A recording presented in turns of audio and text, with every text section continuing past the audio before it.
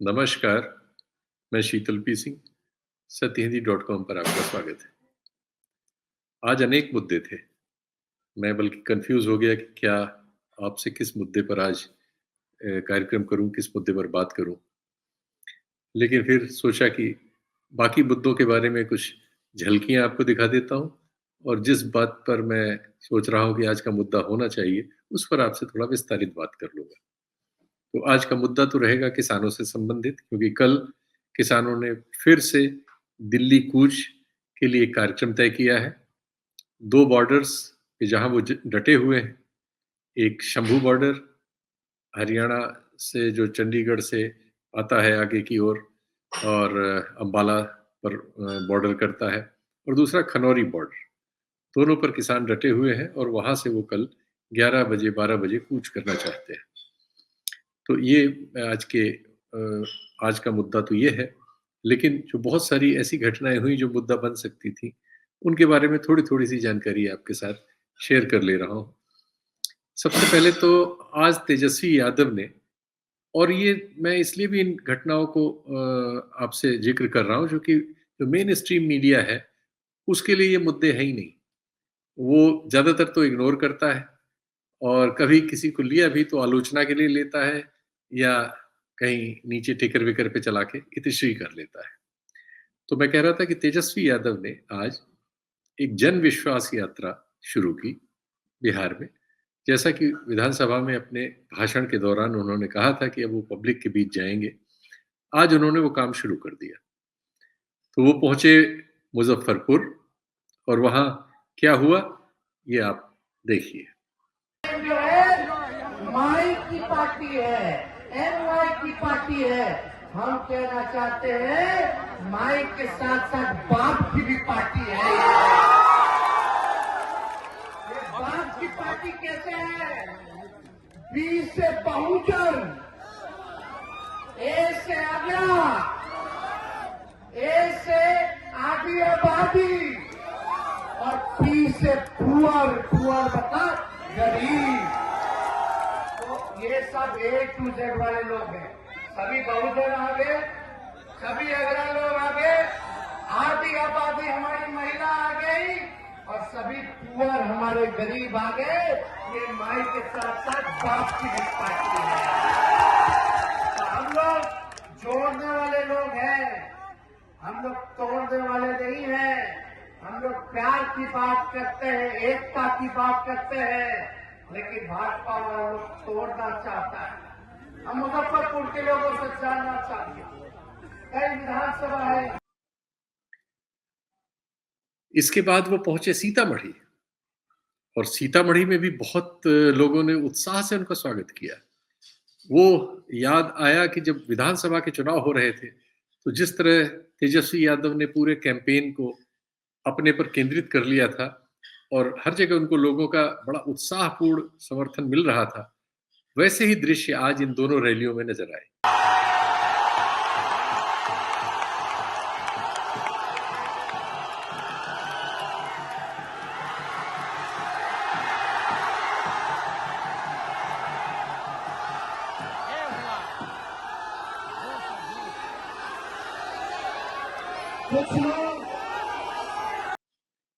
तो ये आप सीतामढ़ी की रैली में आपने देखा, इसके पहले मुजफ्फरपुर की रैली में। दूसरी घटना जो लगातार चल रही है लेकिन बहुत अंडर रिपोर्टेड है मीडिया में और टेली मीडिया में भी बहुत उसका कम ही जिक्र होता है, वो है राहुल गांधी की यात्रा। बात दूसरी बातों की ज्यादा होती है कि राहुल गांधी की यात्रा क्यों असफल है। इस तरह से तो बहुत रिपोर्ट होता है, लेकिन उस यात्रा में हो क्या रहा है, ये रिपोर्ट बहुत कम होता है। तो राहुल गांधी आज रायबरेली में थे और रायबरेली से फिर लखनऊ के रास्ते में थे और इन दोनों जगहों पर उनको जैसे हमने बोलते और अपनी बात रखते हुए सुना, वो आपसे शेयर करते हैं। उन्होंने मूलतः जो मुद्दा उठाया, वो ये है कि सामाजिक न्याय का सवाल अब उनके एजेंडे में सबसे प्रमुखता पा चुका है। जिस न्याय की वो बात करते हैं, उसमें वो आगे बढ़ के उस पे आ जाते हैं। जाति जनगणना की बात को बड़े पुरजोर ढंग से रखते हैं और विभिन्न तरह के अन्यायों की बात करते हैं किसानों के आंदोलन में एमएसपी की उनकी मांग का वो खुला समर्थन कर रहे हैं और कह रहे हैं कि अगर कांग्रेस सत्ता में आई या कांग्रेस कभी जहां रहेगी, वो इस मांग को लागू कराएंगे। भाइयों और बहनों, नफरत मिटानी है, भाईचारा और मोहब्बत वापस लाना है। ये देश बिना भाईचारे के, बिना मोहब्बत के आगे नहीं बढ़ सकता है। ये देश मोहब्बत का देश है। आप सबको अपनी जिंदगी में, अपने घरों में, शहरों में, सड़कों पे नफरत को मिटाना है, मोहब्बत की दुकान खोलनी है। धन्यवाद, जय हिंद। तो उन्होंने ये मुद्दा ले लिया है और उत्तर प्रदेश में थे तो उन्होंने वो मुद्दा भी लिया कि उत्तर प्रदेश में ज्यादातर पेपर लीक हो जाते हैं और जब पेपर लीक हो जाते हैं तो नतीजा ये होता है कि जो बेरोजगारी प्रचंड है, तो उससे जो तमाम युवा उससे जो पीड़ित हैं, वो इस तरह की परीक्षा प्रणाली से ठगहारी के शिकार हो जाते हैं, क्योंकि जिन नौकरियों के लिए वो परीक्षा में शामिल होते हैं, वो नौकरियां हवा में रह जाती हैं और हर परीक्षा जब जांच में चली जाती है तो फिर उसकी दूसरी तिथि पता नहीं कब आएगी, कितने लोगों के लिए आएगी, क्या होगा, ये सब भविष्य के गर्भ में चला जाता है और बहुत से परीक्षार्थियों की उम्र धीरे-धीरे उनका पीछा छोड़ती चली जाती है और वे अपनी वो उम्र खो देते हैं, इसी प्रतीक्षा में कि कब नौकरी निकलेगी और कब उनको मिलेगी। इससे मिलती-जुलती खबर ये भी है कि जो आपका उत्तर प्रदेश का लोक सेवा आयोग है, उसको अब तमाम युवा बेरोजगार लीक सेवा आयोग कह रहे हैं, लीक सेवा आयोग। और उनका एक ऐसा ही प्रदर्शन देखिए, वो बेचारे आजकल नौकरी पाने की जगह लोक सेवा आयोग के सामने प्रदर्शन करते हुए ज़्यादा पाए जाते हैं। तो ये बड़ी तकलीफ़देह ये भी एक स्थिति है, ये भी आपके सामने है।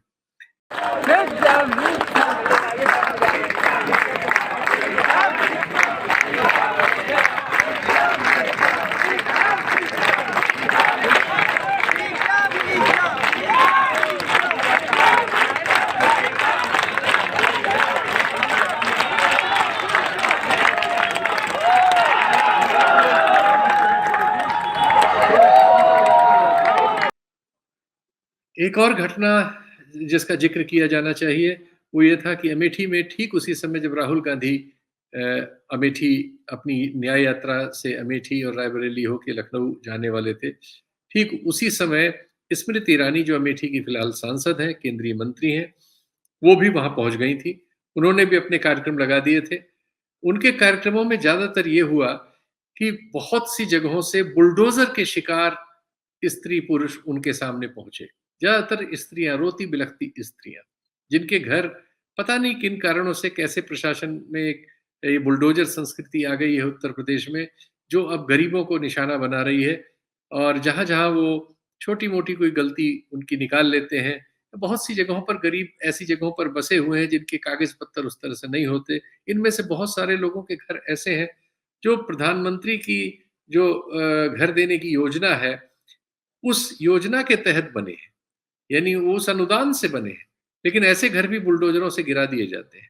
ऐसी ही एक स्त्री, ऐसे ही एक कार्यक्रम में केंद्रीय मंत्री स्मृति ईरानी जो वहाँ की सांसद हैं, उनके पास अपना दुखड़ा रोने पहुँची। उससे भी मिल लीजिए। सीरियस आप को पढ़ाऊंगी, लिखाऊंगी, घर बनवा पाऊंगी मैं। आराम आराम से करते हैं, चिंता नहीं करें। पहले बैठो इधर, साथ बैठो, बैठो आ जाओ। अरे हमको बना पहनाओ, बैठो चलो। पानी पियो, पानी पिलाओ इनको। हाँ ठीक है, बैठो। एक और मज़ेदार बात हुई, वो ये कि प्रधानमंत्री जी जम्मू में थे और जैसा कि होता है कि उनके कार्यक्रमों में उसको एक इवेंट की तरह से मैनेज किया जाता है। वहाँ कोशिश की जाती है कि उनकी योजनाओं से कोई लाभार्थी वगैरह आए और उससे प्रधानमंत्री संवाद वगैरह करें। लेकिन कई बार ऐसा होता है कि जिनको वो लाभार्थी बना के प्रस्तुत करते हैं, बाद में पता चलता है कि वो तो बीजेपी का कोई कार्यकर्ता ही था जो लाभार्थी बन के खड़ा हो गया था। ऐसा विदेशों के कार्यक्रमों में भी हुआ है और देशी कार्यक्रमों में भी। वही चीज़ आज भी दोहराई गई। एक महिला से प्रधानमंत्री का संवाद दिखाया गया, जिसको एएनआई ने भी और बीजेपी के हैंडल्स ने भी रिलीज़ किया। बीजेपी के पेज पर भी था इसमें कहा गया कि लाभार्थी महिला प्रधानमंत्री से अपनी उज्ज्वला योजना से मिले लाभ के बारे में बता रही है और प्रधानमंत्री उसको जवाब दे रहे हैं। तो वो वीडियो आया, वीडियो में देखिए क्या बात हो रही। सर्वप्रथम आपको मेरी ओर से सादर चरण वंदना और श्री राम जन्मभूमि की प्राण प्रतिष्ठा के शुभ अवसर पर जो आपके शुभ कार्यक्रमों द्वारा सफल हुआ उसके लिए बहुत बहुत बधाई। धन्यवाद जी। मान्यवर, मेरा नाम वीणा देवी परिहार है। मैं जिला किश्तवाड़ के दूर दराज खेतर देवभूमि पाटर से बिलोंग करती हूँ। अठोली मेरे गांव का नाम है सर। मैं उज्ज्वला योजना की लाभार्थी हूँ सर। गांव का जीवन बहुत कठिनाइयों से गुजरता था। जैसे गांव जंगल से लकड़ी काट कर लाना, चूल्हा जलाना, बहुत दिक्कत आती थी। माननीय महोदय, इस संबंधी ये चूल्हे का जो खाना बनाने की व्यवस्था थी, इससे जीवन की अस्वस्थता के बहुत सारे कारण उत्पन्न हो गए थे। मान्यवर, जब से केंद्र में आपकी सरकार आई, जो लाभ मुझे मिला उससे मेरे जीवन में एक नई रोशनी मिली। आज मैं उज्ज्वला जो मुझे कनेक्शन मिला है उसके द्वारा मैं आराम से अपने परिवार के लिए भोजन बना सकती हूँ, जो कि विदिन घंटे में काम सफल कर सकती हूँ। लेकिन सोशल मीडिया आजकल हर चीज को पकड़ लेता है। सोशल मीडिया में आ गया थोड़ी देर में खोज करके उसके फेसबुक पेज वगैरह पे कि वो तो बीजेपी महिला मोर्चा की पदाधिकारी है और वो दरअसल लाभार्थी योजना में लोगों के फोटो बनवाने का काम किया करती थी और खुद ही लाभार्थी बन के खड़ी हो गई और प्रधानमंत्री की स्तुति करने लगी। तो इस तरह के एक्सपोज भी साथ साथ ही होते जा रहे हैं। ये भी आज की एक खबर है। अब इन खबरों के बाद हम आपको ये दिखाना चाहते हैं और बताना चाहते हैं कि किसानों के मोर्चे पर क्या हो रहा है। किसानों का जो एमएसपी का मामला है वो अब लगातार और विस्तार लेता जा रहा है। 4 दौर की वार्ता तो हुई है, लेकिन वो वार्ता किसी नतीजे पर नहीं पहुंच पाई और कल जो वार्ता हुई थी उसको किसानों के संगठनों ने आपसी बैठक करके ये पाया कि वो उनकी मांगों के अनुकूल नहीं है और उन्होंने उसको ठुकरा दिया। और अब उन्होंने ये तय किया है कि वो अपने आंदोलन को आगे बढ़ाएंगे और दिल्ली पहुंचने की कोशिश करेंगे। सरकार को अपनी बात बताने के लिए वो दिल्ली पहुंच के धरना देना चाहते हैं, जैसा उन्होंने पिछली बार दिया था। इसको लेकर रस्साकशी होना ही है, क्योंकि हरियाणा सरकार ने बहुत बंदोबस्त किए हैं कि वो किसी भी तरह से हरियाणा में प्रवेश न कर पाए और दिल्ली न पहुंच सके। हरियाणा के लोग भी उनके साथ न जुड़े, इसके लिए भी तमाम प्रशासनिक कार्रवाइयां हर जगह हो रही। तमाम जगह से दमन की और दूसरी शिकायतें आ रही। बहुत से लोगों को गिरफ्तार कर लिया गया है, निरुद्ध किया गया है। बहुत सी जगहों पे स्किर्मिश हुई है छोटी बहुत किसानों से। किसानों के वो संगठन जो इस आंदोलन में शुरू में शामिल नहीं थे, अब उन पर जन दबाव है कि वो भी अपनी भूमिका तय करें। तो उनके भी तमाम नेता, चढ़ूनी साहब और अन्य, उनके बयान आना शुरू हो गए। टिकैत साहब का भी बयान आ रहा है। टिकैत साहब ने भी अपनी सभा की है सिसोली में और वहां सैकड़ों किसान, हजारों किसान थे और उनके बीच उन्होंने भी आंदोलन में शामिल होने की अपनी घोषणा की है। तो ये जन दबाव है कि ये आंदोलन अब जहां था वहां नहीं रुक रहा है, इसमें और नए और बल्कि वो संगठन जो अभी तक इसमें शामिल नहीं थे उनकी भी अब शामिल होने की मजबूरी इसमें बनती जा रही है। किसानों ने इस आंदोलन को आगे बढ़ाने के लिए और जो मोर्चाबंदी हो रही है उसमें आगे बढ़ने के लिए और भी तैयारियां की हैं। वो बालू की बहुत सारी बोरियां लाए हैं, क्योंकि उनकी नदी जो खोद दी गई थी, जो 2 पुलों के बीच है शंभू बॉर्डर पे, शायद वो वहां उन बालू की बोरियों से अपना आने जाने का रास्ता बनाने की कोशिश करेंगे। क्योंकि वहां रबर की गोलियां चल रही हैं, उनकी तो शिकायत ये भी है कि मोर्टार और कई बार आग्नेयास्त्र भी इस्तेमाल हो रहे हैं। तो उससे बचने के लिए उन्होंने एक बुलेट प्रूफ टाइप की गाड़ी बनाई है, या यूं कहिए कि गोली वोली से बचने वाली, और उसमें पोर्कलीन वाली मशीन लगी हुई है जिससे वो बॉर्डर को खाली कराना चाहते हैं। वो भी आप देख सकते हैं। तो ये स्थिति बन गई है बॉर्डर पर और इसी बीच किसानों की एक भीषण शिकायत भी है कि उनके साथ जिस तरह से प्रशासन पेश आ रहा है वो बहुत सारे हमारे लोकतांत्रिक मानकों के विपरीत है। उनकी शिकायत है कि ऐसी चीजें इस्तेमाल हो रही हैं। 2 किसानों की अब तक मृत्यु भी हो चुकी है और एक पुलिस वाले की भी मृत्यु होने की खबर है। तो इस तरह से वहां अब ये घटनाएं भी होने लगी हैं। इस बारे में किसान नेता क्या कहते हैं, जरा उनकी भी बात सुन लीजिए। वहां पे कुछ नहीं किया तो वहां पे किसानों के ऊपर अथरू गैस के गोले किसने छोड़े?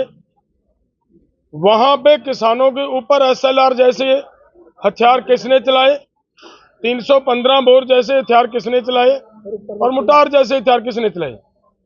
और हम उनके इस बयान का उम्मीद करेंगे कि हमारी मानयोग सुप्रीम कोर्ट इसके ऊपर स्वयं संज्ञान लेगी। इनकी उसी दिन से वो जो हुआ, हमारा आज दूसरा भाई इस दुनिया से कल से गया है। जो आदमी थोड़े बहुत अस्थमा के पेशेंट रहते हैं, उनके लिए ये जो डेट एक्सपायर वाले गोले छोड़े गए हैं, उनके लिए अति घातक सिद्ध हो रहे हैं। आदमियों की मृत्यु हो रही है। कि हरियाणा के DGP का बयान आया है, वो ये कह रहा है कि भाई हमने कहीं पे भी बल प्रयोग नहीं किया, हमने कहीं पे भी अथरू गैस नहीं छोड़ा, हमने कहीं पे भी कुछ नहीं किया।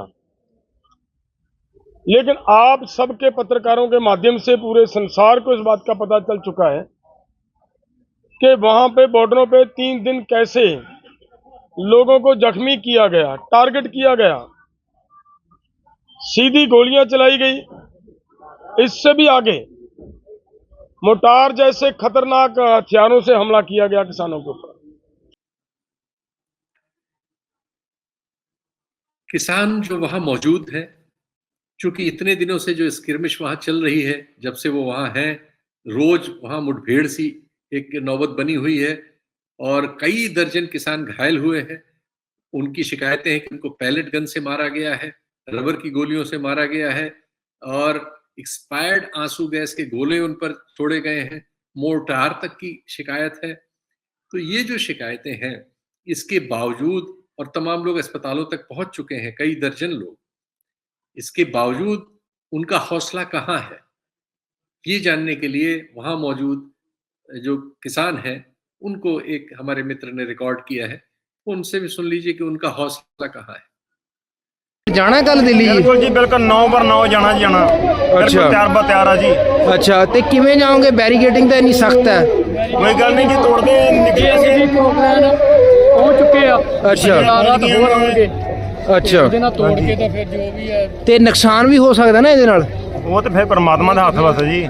ਅੱਛਾ, ਜੇ ਨੁਕਸਾਨ ਹੁੰਦਾ ਤੁਸੀਂ ਤਾਂ ਵੀ ਜਾਓਗੇ ਜੀ? ਅਸੀਂ ਤਾਂ ਕਹਿੰਦੇ ਆ ਵੀ ਜਿਹੜੀ ਸਰਕਾਰ ਹੈ ਨੁਕਸਾਨ ਨਾ ਸਾਡਾ ਕਰਾਵੇ ਤੇ ਸਾਡੀ ਨੌਜਵਾਨੀ ਦਾ ਘਾਣ ਨਾ ਹੋਵੇ। ਅੱਛਾ ਜੀ, ਠੀਕ ਹੈ ਨਾ ਜੀ? ਹਾਂ, ਅਸੀਂ ਪੀਸਫੁਲੀ ਜਾਵਾਂਗੇ। ਠੀਕ ਹੈ। ਹਾਂਜੀ ਬਿਲਕੁਲ। ਨਹੀਂ, ਉਹ ਅਥਰੂ ਗੈਸ ਦੇ ਗੋਲੇ ਤਾਂ ਦੱਸਤੇ ਨਾ ਉਹਨਾਂ ਨੇ, ਤਾਂ ਪੀਸਫੁਲੀ ਜਾਣ ਨਹੀਂ ਦੇਣਾ। ਉਹ ਤੇ ਉਹਨਾਂ ਦੀਆਂ ਘੜੀਆਂ ਕਢਾਈਆਂ ਸਕੀਮਾਂ, ਉਹਨਾਂ ਨੇ ਸਾਰਾ ਕੁਝ ਕਰਨਾ ਹੈ। ਠੀਕ ਹੈ ਜੀ। ਹਾਂਜੀ, ਅਸੀਂ ਪੀਸਫੁਲੀ ਰਹਿਣਾ ਜੀ। ਠੀਕ ਹੈ, ਠੀਕ ਹੈ, ਠੀਕ ਉਹ ਹੈ। ਸਾਡੇ ਗੋਲੀ ਵੀ ਮਾਰ ਦੇਣ ਕੋਈ ਗੱਲ ਨਹੀਂ, ਅਸੀਂ ਪੀਸਫੁਲੀ ਰਹਿ ਕੇ ਪ੍ਰੋਟੈਕਟ ਕਰਾਂਗੇ। ਬਾਬਾ ਜੀ ਤੁਸੀਂ ਵੀ ਜਾਓਗੇ ਫਿਰ? ਹਾਂਜੀ ਹਾਂਜੀ, ਤਿਆਰੀ। ਅੱਛਾ, ਸਾਰੀ ਤਿਆਰੀ ਹੈ? ਆਏ ਛੇ ਕਰਕੇ ਅੱਛਾ, ਕੋਈ ਰਸਤਾ ਨਹੀਂ ਨਿਕਲ ਸਕਦਾ ਤੁਹਾਨੂੰ ਲੱਗਦਾ? ਇਹ ਸਰਕਾਰ ਨੂੰ ਚਾਹੀਦੀ ਕੱਢਣ। ਅੱਛਾ, ਸਾਡੇ ਨਾਲ ਕੋਈ ਢਿੱਲ ਨਹੀਂ। ਸਾਨੂੰ 4 ਵਜੇ ਗੱਲਬਾਤ ਤੇ ਬੁਲਾ ਸਾਡੀ ਸੰਖਿਆ ਹੈ। ਇਹ ਜੋ ਕੋਈ ਹੋਣਾ ਸਰਕਾਰ ਦੀ ਜ਼ਿੰਮੇਵਾਰੀ। ਠੀਕ ਹੈ। ਹਰਿਆਣੇ ਤੋਂ ਸਪੋਰਟ ਆ ਰਹੀ ਤੁਹਾਨੂੰ? ਹਾਂਜੀ, ਹਰਿਆਣੇ ਦੇ ਅੱਜ ਕਿੰਨੇ ਬੰਦੇ ਖੁਸ਼ ਆਏ। ਅੱਛਾ ਅੱਛਾ ਅੱਛਾ ਅੱਛਾ। ਤੇ ਉਧਰ ਵੀ ਪੂਰੀ ਤਿਆਰੀ ਹੈ? ਤੁਸੀਂ ਕਰ ਲਈ, ਮਸ਼ੀਨਾਂ मंगा लिया? ਹਾਂਜੀ।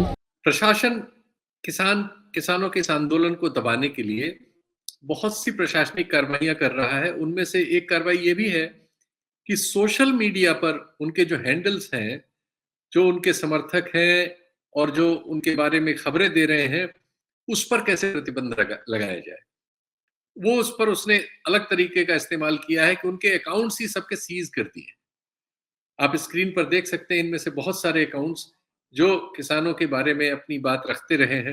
जैसे गांव सवेरा नाम का एक चैनल हुआ करता था, यूट्यूब पर और इस पे ट्विटर पर और फेसबुक वगैरह पे सूचना देता था, उस पर कार्रवाई हुई है। और मतलब एक नहीं, ऐसे कई दर्जन अकाउंट्स हैं, बल्कि वो सैकड़े से ज्यादा है, जिन पर तात्कालिक तौर पर ट्विटर जो एक्स हो गया है उस पर, इंस्टाग्राम पर, फेसबुक पर और कई माध्यमों पर उन पर प्रतिबंध लगाए गए हैं। और वो अकाउंट अब सीज है, उनके जरिए वो अपनी बात नहीं रख पा रहे हैं। इसका इसलिए क्या हो रहा है कि वहां से जो खबरें आना है, क्योंकि रेगुलर मीडिया तो उसको कवर नहीं कर रहा है, वो सिर्फ उनकी आलोचना के कार्यक्रम लेता है या ऐसे विशेषज्ञों को बैठाता है जो उनको खारिज करें। और जो सोशल मीडिया का बहुसंख्यक एरिया है उसमें गिरोहबंदी है, आप जानते हैं, क्योंकि वो तो एक पूरा एरिया है जो उनको खालिस्तानी साबित करने में लगा रहता है। तो इससे क्या हो रहा है कि स्थिति बहुत बिगड़ रही है। और आप देखिए कि आज जो एक घटना हुई है बंगाल में कि एक पुलिस अधिकारी, आईपीएस अधिकारी, सिख अधिकारी, जब बीजेपी के कार्यकर्ताओं को एक जगह प्रशासनिक 144 लगी होने की वजह से समझा बुझा रहे थे, लोग रोकते हैं जैसे होता है, तो वहां उन्हें भीड़ में से कह दिया गया कि वो तो खालिस्तानी है, और इसका उसने बड़ा प्रतिवाद किया। ये वीडियो देखिए। I will take action on this. Yes, क्योंकि मैंने टर्बन पहना है तो आप लोग ये बोल रहे हैं, अगर मैंने टर्बन ना पहना तो आप मुझे बोलते खालिस्तानी। मैंने पुलिस बोला, पुलिस को बोलिए, आप मेरे रिलीजन पर नहीं बोल सकते, आपके रिलीजन पर ही बोल रहा मैं, आप मेरे रिलीजन पर नहीं बोल सकते। क्यों बोला खालिस्तानी? उन्होंने बोला अभी वीडियो में नहीं, आपके रिलीजन पे कुछ बोला किसी ने? मेरे रिलीजन पे क्यों बोला?